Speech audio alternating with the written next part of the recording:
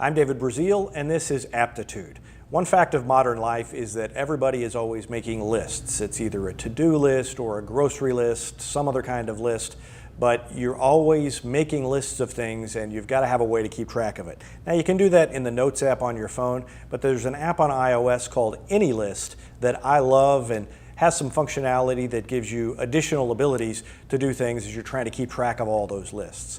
One thing I love about AnyList is that you can share your lists with others. And as soon as you update the list on your own phone, it's updated on anyone who's sharing the list with you. So for example, if you've got a grocery list like I do, when I add something to the grocery list, it goes onto the phone that my wife has. Same if she adds it. We've got a list at home of things that go in my daughter's lunch. So if my daughter one night decides when she's around my wife to say, I don't want that for lunch tomorrow, when I pack lunch the next morning, I can just look at my shared list, see whether it's been changed, make sure that we're putting what my daughter wants in her lunch. One thing I love about the grocery function is that it's sortable, and the beauty of that is that you can sort the list to fit the store you shop in.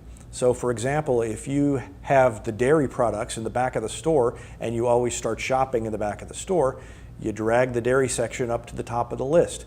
And you just sort those categories as you're shopping along. Then there's none of that where you go all the way through the store, you get to the front, you realize you've got one thing on your list, and it's all the way across on the other side of the store. This way you're going in order. It actually saves me probably 15 to 20 minutes every time I go into grocery shop because I'm not going back and forth all the time. Another feature I like is a recipe section, and when you tap on the recipe section, it takes you to different collections that you can create, and you can add recipes to this, and it will take the recipe and it will add it to your shopping list. So for example, we tap on this meatloaf, we see it needs 2 pounds of ground beef, 2 eggs.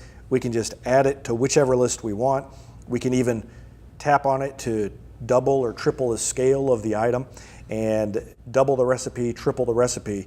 And it's a great way to keep track of not only what you need when you go to the store, but what you want to eat the next week and make sure you don't miss anything. So it can save you trips to the grocery store. You don't have to turn around and go back once you get home because you forgot something that you were going to put in the meatloaf that night for dinner. In the workplace, you could share a list among your coworkers for a project that each person is working on, so everyone can see when one part of the project has been completed or a certain item has been picked up and delivered to the office. So it's a good way to keep track of a project in a central location if there's a to-do list that is shared among coworkers and it's a group project that's being worked on. AnyList is available for the iOS App Store. It is not, unfortunately, available for Android. It is free, but there's an upgradable plan and you get all sorts of extra features if you do that. If you want an alternative on the Android store, one thing you might consider is an app called Grocery IQ, which is grocery specific, but it has a lot of the same features and I've used it before. It's a very good app.